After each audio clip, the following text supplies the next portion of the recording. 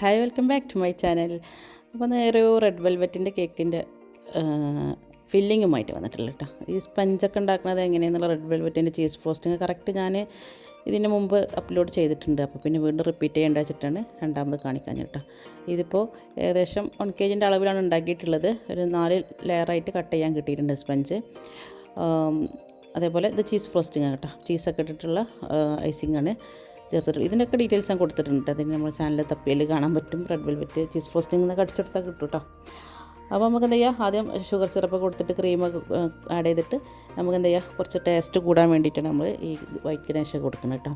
White ഗണേഷും അതേപോലെ ഫില്ലിങ്ങിൽ കുറച്ച് നട്ട്സൊക്കെ കൊടുത്താൽ നമ്മൾ ഏത് കേക്കിനായാലും റെഡ് വെൽവെറ്റ് നല്ല റെഡ് വെൽവെറ്റിനാകുമ്പോൾ വൈറ്റ് ചോക്ലേറ്റാണ് മാച്ചായാൽ ഒരു ജോയിൻ്റ് ആയി കിട്ടൽ.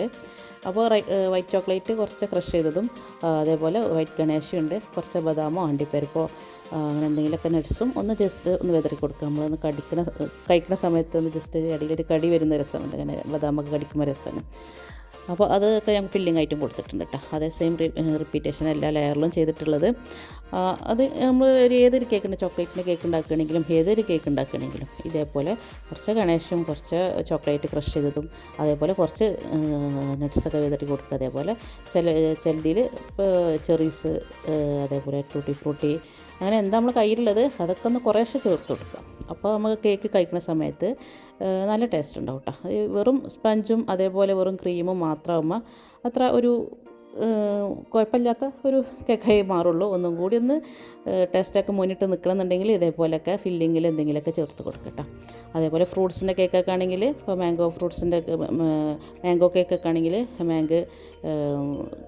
പഞ്ചസാരയിലൊക്കെ ജസ്റ്റ് ഒന്ന് വേവിച്ചെടുത്തിട്ട് ആ ഒരു പച്ചച്ചായ പോയി കിട്ടാൻ വേണ്ടിയിട്ട് ഏത് ഫ്രൂട്ടായാലും, മാങ്ങ എന്നല്ല, പൈനാപ്പിൾ ആയാലും മാങ്ങ ആയാലും അതേപോലെ ഏത് ഫ്രൂട്ടായാലും അതൊക്കെ ഒന്ന് പഞ്ചസാരയിൽ ഒരു 3-4 സ്പൂൺ ഒരു 1/4 കപ്പ് വെള്ളത്തിലൊക്കെ ഒന്ന് വേവിച്ചെടുത്തിട്ട് ഇതിൽ അടിയിൽ ഫില്ലിംഗ് ആയിട്ട് കൊടുക്കുക. അതേപോലെ അതൊന്ന് ജസ്റ്റ് ക്രഷ് ചെയ്ത് കൊടുക്കുക. അതിന് ക്രഷ് തന്നെ വാങ്ങിക്കാൻ കിട്ടും. ഇപ്പോൾ ഫ്രഷ് ഫ്രൂട്ട് കിട്ടിയില്ലെങ്കിൽ ക്രഷ് തന്നെ വാങ്ങിക്കാൻ കിട്ടുമല്ലോ. അപ്പോൾ സ്ട്രോബെറി അതേപോലെ ബ്ലൂബെറിൻ്റെ ഒക്കെ ക്രഷാൾ ബോട്ടിൽ തന്നെ വാങ്ങിക്കാൻ കിട്ടും. അതൊക്കെ ചെറിയ ചെറിയ ബോട്ടിലുകൾ കൊണ്ടുവന്ന് വെച്ചാൽ ഇതേപോലെ കേക്കിന് ഓർഡറുകളൊക്കെ വരുന്ന സമയത്ത് നമുക്കത് ഫില്ലിംഗ് ആയിട്ട് കൊടുത്താൽ കേക്ക് കഴിക്കുന്ന സമയത്ത് നല്ല ടേസ്റ്റ് ആയിരിക്കും കേട്ടോ. അപ്പോൾ ഞാനിത് ഒരുപാട് ഡിസൈനൊന്നും ചെയ്യണില്ല. ഈ കേക്കുമ്മൽ ജസ്റ്റ് ഒരു സ്റ്റാർ നോസിൽ വെച്ചിട്ടൊരു മേലെ ഡിസൈനും ആ ക്രംസിൻ്റെ പൗഡർ ഉണ്ടല്ലോ മേലെ വെതറി കൊടുത്തിട്ടുണ്ട് കേട്ടോ.